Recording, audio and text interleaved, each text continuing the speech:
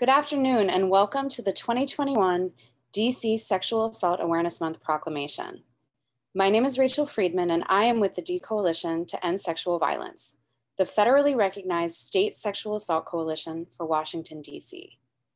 The DC Coalition is home to 16 members and 14 key stakeholder agencies that represent the diverse, experienced, and highly committed professionals who serve victim survivors, their family and friends, and the vibrant community that make this great city unlike anywhere in the world. Our work began as a pioneering collaboration between Men Can Stop Rape and the DC Rape Crisis Center in 2016. And our work is shaped and driven by core values that include an anti-oppression and intersectional lens, collaboration, integrity, transparency, and a commitment to being victim-centered and trauma-informed. Every year, we are honored to work with DC Council to proclaim April Sexual Assault Awareness Month, marking April a time for all of us to come together to support survivors, raise awareness, and prevent and end all forms of sexual violence. This includes childhood sexual abuse, and April is also National Child Abuse Prevention Month. This year, our theme is Together at Any Distance, and we invite you to use our action guide and social media tools, which can be found on our website at dccesv.org. We have a wonderful lineup of speakers for you today, including Ward 6 Councilmember Charles Allen, Ward 3 Councilmember Mary Cheh, and Najma Johnson, the Executive Director of DAWN. It is now my pleasure to introduce Councilmember Allen, who co-sponsored the Sexual Assault Awareness Month resolution with Councilmember Cheh. He is the chair of the Council's Committee on the Judiciary and Public Safety, and he is a member of the Council's Committees on Education, Transportation and the Environment, and Business and Economic Development. He is also my council member where I live in Southwest DC. Councilmember Allen began his career in DC as a fellow with the Federal Department of Health and Human Services. He went on to become policy director for the DC Primary Care Association, where he helped bring about legislative, budget, and policy changes that remain a vital part of the city's healthcare safety net. He also founded DC for Democracy and served as chief of staff to former Ward 6 Councilmember Tommy Wells. For over a decade, Councilmember Allen has worked in Ward 6 neighborhoods, helping bring about school reforms, working with small businesses, and improving our community. Please join me in welcoming Councilmember Allen. Thank you so much, Rachel. Good afternoon, everybody. My name is Charles Allen, Ward 6 Councilmember and Chair of the Council's Committee on Judiciary and Public Safety. Also really glad to be here with my friend and colleague, Mary Cheh, and appreciate her leadership and consistent advocacy in this space. So thank you, Mary. I'm really honored to be able to join the DC Coalition to End Sexual Violence to commemorate Sexual Assault Awareness Month. It's an opportunity to reflect on the crisis that is sexual violence, to recognize the strength and resilience of survivors, and to think about how we create a culture where sexual violence is unacceptable and where survivors are supported. Unfortunately, sexual violence is all too pervasive, both in the district and across the country. According to the Rape, Abuse, and Incest National Network, someone is sexually assaulted in the United States every 73 seconds. And as of midnight last night, there had been 51 reported cases of sexual abuse in the district. We also know that sexual violence, like any other system of oppression, disproportionately affects people of color, sexual and gender minorities, the deaf and hard of hearing community, and persons with disabilities. And of course, we've also heard reports in many places that reported sexual violence may statistically be down, but we know that's actually not a real reduction. It's a reduction in the reports, and most experts acknowledge we are actually seeing an increase, a rapid increase in sexual violence, even if it doesn't show up in those reported cases. You know, we've just marked the 1-year period of the onset of COVID-19 as a public health emergency. And that's 1 year that our survivors of sexual violence have had to deal with all the ways that COVID-19 exacerbated existing vulnerabilities. School closures meant that survivors had to juggle childcare with all of their other responsibilities. Some may have lost their jobs, leading to financial and housing insecurity. Social distancing guidelines, workplace closures, travel restrictions have disconnected survivors from their support networks, or even worse, have isolated them with their abuser. And this has led to what many call the pandemic within a pandemic, where our rates of intimate partner violence and gender-based violence are sharply rising. And for service providers, that's one more year since community-based organizations have shifted the way they operate to protect their employees, their volunteers, while still meeting the needs of survivors every day. We're currently in the midst of implementing the Sexual Assault Victims' Rights Amendment Act of 2019, which is a dramatic expansion of the rights of survivors in the district. These expanded rights included the right to have a sexual assault victim advocate present during any interview with the district law enforcement official, and that includes on scene, and at any point during the hospital visit. The bill also extended the right to sexual assault victim advocates, which had previously been restricted to adults, to survivors 13 years of age and older. These advocates are able to provide survivors professional and confidential advice, both immediately after an assault and as a survivor navigates the criminal justice and medical systems in the ensuing weeks, months, and sometimes years. And then I want to personally thank again all the survivors and service providers that collaborated with us, with the entire council, and with the executive during that entire process. Before closing, I just want to quickly note how we can continue to improve the lives of survivors in the district. COVID-19 has had a significant impact on the district's budget. Last year's budget, for example, meant the district faced hard choices about how best to spend our tax dollars. And initially, as proposed, would have actually resulted in almost a $2 million reduction to the Victim Services Program. However, I don't think we emerged from this pandemic stronger by cutting off aid to some of our most vulnerable residents. On the contrary, I think the best response is to make even deeper investments into community-based organizations that serve survivors. That's why I'm proud to say that our committee restored all $1.9 million in those cuts, but then went even further by adding an additional $3.4 million for a total of $27.5 million in this year for victim service grants. But even with that, we know there's still unmet needs. We have more to do. We hear it all too often. Budgets are moral documents.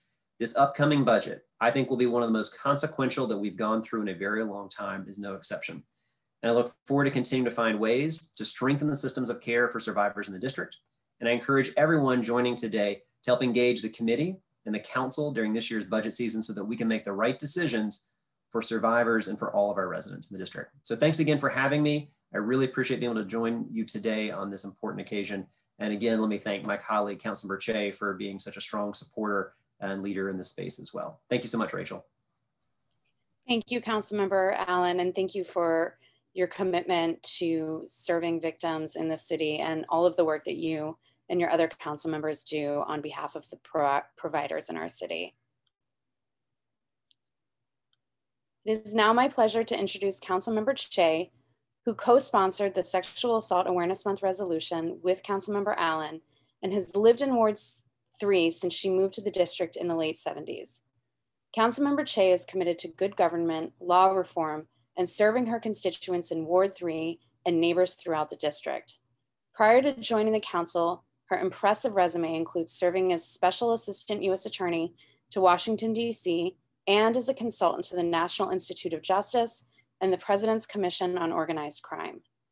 Councilmember Cheh's work as a pro bono special counsel to DC's Judiciary Committee in 2003 led to seminal legislation that continues to protect citizens' rights and provides police officers with clear guidelines for handling protests and demonstrations. Councilmember Cheh is a tenured law professor at George Washington University and is well known as an avid defender of civil liberties and animal welfare, and is a strong proponent of law reform that reduces recidivism and assists returning citizens. Please welcome Councilmember Cheh. Thank you very much for that kind introduction, Rachel. And thank you very much for inviting me to join with the coalition and to be present here with my good colleague, Councilmember Allen. When we work to prevent these kinds of violence, sexual violence, domestic violence, teen dating violence, emotional, financial violence, this has been a priority of the council to respond to these issues. And as Councilmember Allen pointed out, not only with substantive legislation, but also with the budget. And so I'm very proud, to be here with my colleague. But I'm especially in good company, I think, when meeting with you, our advocacy community, because when we come together to solve these problems, we do so much better. And again, as Councilmember Allen referred, we can't do what we do without your help. And so we love this partnership that we have to pursue these problems. And it's good to be with you to recognize this annual milestone, Sexual Assault Awareness Month. We have to confront the fact that even without the pandemic, sexual violence is prevalent in our society. And it's especially difficult to realize that so many people that we know, our loved ones, close family members, friends, even work colleagues, have been on occasion subject to violations and even brutal violence. And it means that there are those among us who we perhaps even ourselves care for or love, who themselves have perpetrated violence on others. In fact, when you look at the statistics, and Councilmember Allen referred to some of them, and the exceptionally elevated statistics for vulnerable populations, the data should alarm each and every one of us. But sometimes it makes us sort of turn away because it's so terrible. And so we have this serious and insidious problem that we have to confront. That's why these awareness efforts are so vital. They force us to actually look past the uncomfortable and to confront what for many could be unimaginable. And it's a first step. Confrontation of what we're dealing with is a first step only, but it is a first step to heal and also to prevent. Now, that awareness has to be foundational. But beyond that, beyond recognizing that sexual assault is so prevalent and horrible, awareness has to extend to awareness of the many resources and support systems that are in place for victims of these acts. The public has to become aware that we have an especially strong and dedicated coalition of professionals, of survivors, of volunteers, violence preventers, who are poised to act and to help in those vulnerable and traumatic moments after sexual violence has occurred. Not only should it be commonplace, to acknowledge the statistics of sexual violence, but it also should be commonplace to have the phone numbers of our resource providers accessible, perhaps even saved on our phones. Because not only is adding the DC victim hotline number to your contacts an acknowledgement that this type of violence occurs, but it also ensures that resources, support, and most importantly, a kind and understanding ear are never more than a phone call away when you or a loved one or a friend needs it most. And so as we focus on awareness, in this Sexual Assault Awareness Month, I'd also like to take a moment to acknowledge all of those people who are on the receiving end of the hotline phone calls, who are available to victims, professional and volunteer, a whole network really, whose advocacy extends to providing in-person survivor responses. And again, Councilmember Allen referred to the legislation about having advocates available to you straight away. It's so vital. And to be on the front line of this effort to end sexual violence, I thank you for that. And thank you for all of the work you do to help the victims of sexual violence, especially in these most vulnerable moments, because these can be among life's most shattering experiences. And it is you, all of you, who play this vital role, this major role in helping victims of these crimes survive. There are many forms of sexual violence, of course, and so there are many forms of healing that need to take place. And no matter what a survivor of sexual violence needs to heal, it's the coalition that steps forward to provide, the guidance, the resources, and support. We're there to help on the council. We want to help. We want to be a partner. We will be a partner. But you are really there, present when people need you. And it is an exceptionally draining and challenging time. It's always been an exceptionally challenging time for this work, but never more so than now. And so I want to especially thank you for pivoting during this pandemic to doing all that you can do to help victims of sexual violence, which we know has increased, and we know how important it is to have a hand reaching out to the victims when they need you. So for bringing Sexual Assault Awareness Month forward and to raise awareness, but also for the work you do every day, I simply want to say I and the entire council are just grateful to you and thank you. Thank you, Councilmember Cheh, for your continued partnership and for recognizing the tireless work of our service providers throughout the city. The DC Coalition to End Sexual Violence is committed to the ongoing practice of recognizing, understanding, and collectively confronting the existence and interaction of systemic oppression so that we may lessen their effects and promote equity that values, honors, and highlights diversity and differences. And every year we honor one of our coalition members with the Sexual Assault Awareness Month Proclamation. And this year we are delighted to virtually present that to Najma Johnson, the Executive Director of DAWN. DAWN is a trauma-informed, culturally responsive, and transformative justice-based agency that promotes healthy relationships and reduces abuse in the deaf community of Washington, D.C. Najma's activism and career have focused on transformative justice and abolition work. They have worked exclusively with deaf-blind, deaf-disabled, deaf, and hard-of-hearing deaf people who have experienced multiple forms of violence based on their hearing status and their other identities. This includes domestic violence and sexual violence survivors who have experienced cultural challenges while seeking deaf services due to their intersectional identities. Prior to joining DAWN, Najma co-founded Together All in Solidarity, an umbrella anti-violence community collaboration that functions as a network for marginalized communities within the deaf community. Najma earned their BA in Deaf Studies and MA in Mental Health Counseling from Gallaudet University, where they are now also an adjunct professor. Najma is a tremendous leader, teacher, and advocate who generously shares their expertise, enabling providers across the city to better serve the deaf community. Their contributions to the Sexual Assault Coalition have made us a stronger network with increased tools for serving and communicating with the deaf community and their intersectional identities. Najma, you lead with conviction, strength, and compassion. You have a spirit that absolutely lights up the room, and it is such a privilege to do this work with you. Please welcome Najma Johnson.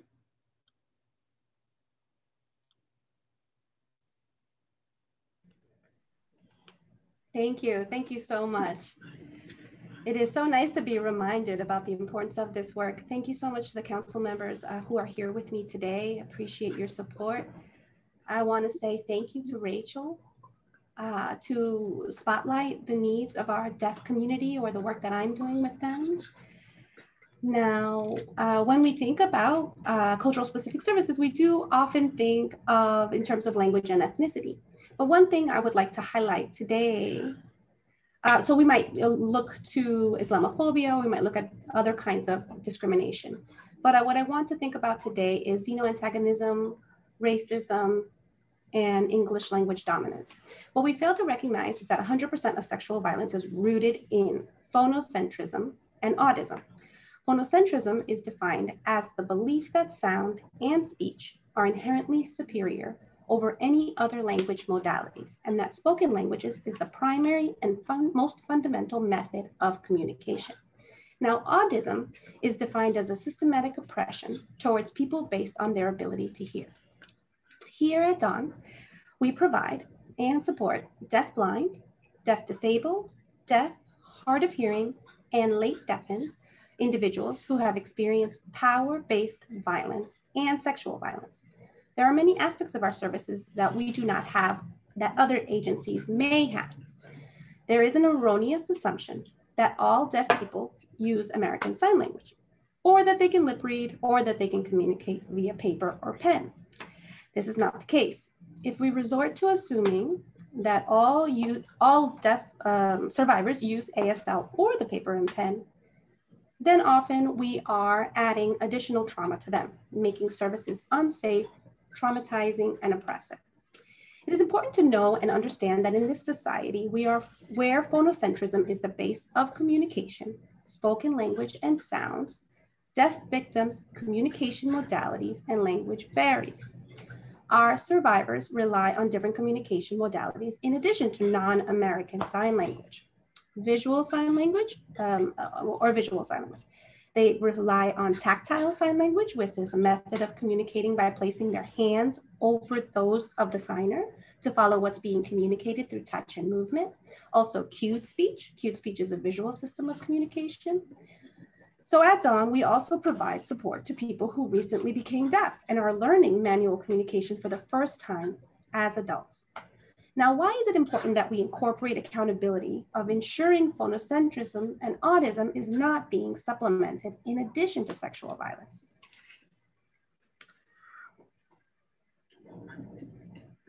So thinking about forensic examinations has been making great strides providing accommodations. It's just the agencies, unfortunately, the agencies are not trauma informed, and interpreters are an additional source of their trauma because interpreters are associated at times with the perpetrator or do not know how to communicate with the victims, unfortunately.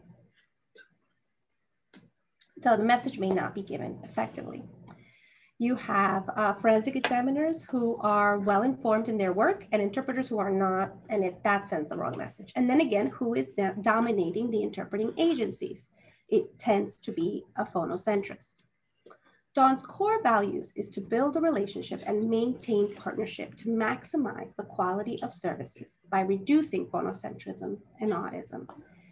There is an immediate need for all of us in understanding and incorporating the roles of phonocentrism and autism in our work before providing trauma-informed linguistic access.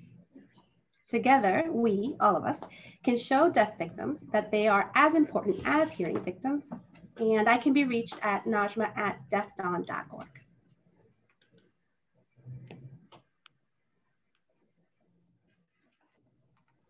Thank you so much, Najma, for all of the work that you and your colleagues do at Dawn and for continually sharing your expertise and teaching all of us in the community how to be better providers and better supporters of the deaf community in Washington, D.C. And thank all of you for joining us this afternoon to support survivors, uplift the life-saving work of our robust service provider community, and raise awareness about how to prevent and end sexual violence.